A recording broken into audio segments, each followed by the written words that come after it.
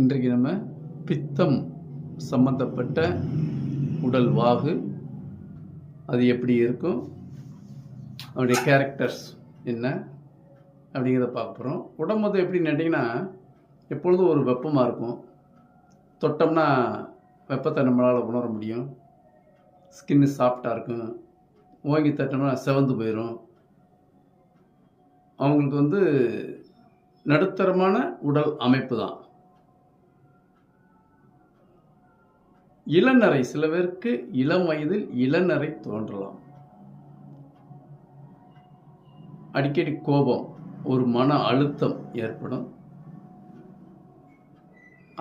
புத்திசாலியாக இருப்பாங்க. எந்த ஒரு விஷயத்தையும் அலசி ஆராய்ந்து தீர்க்கமான ஒரு முடிவெடுக்கக்கூடிய ஆற்றல் இந்த உடல் அமைப்புக்கு, அதாவது பித்தம் சார்ந்த உடலுக்கு உண்டு.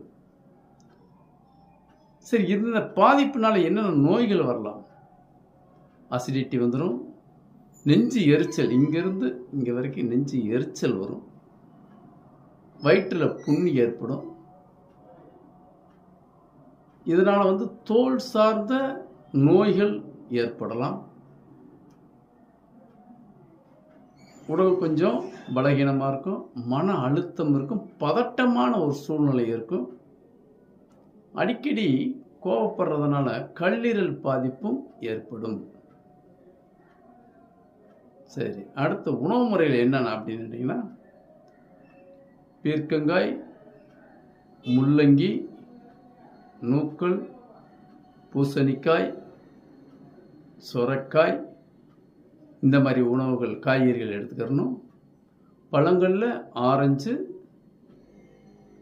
கிரேப்ஸு, மாதுளை இதை எடுத்துக்கலாம்.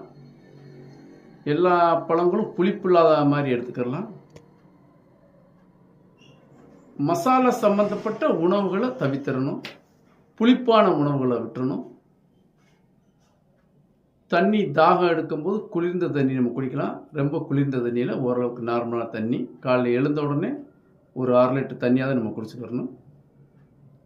இரவு கண் விழிக்கக்கூடாது, அதாவது 10 மணிக்கு மேலே கண் விழிக்கக்கூடாது. இரவு லேட்டாக நம்ம தூங்கக்கூடாது. 7 மணி 8 மணிக்கு சாப்பிட்றணும். இதெல்லாம் தொடர்ந்து ஃபாலோ பண்ணால் இந்த இதிலிருந்து நம்ம தப்பிச்சுக்கலாம். நன்றி, வணக்கம்.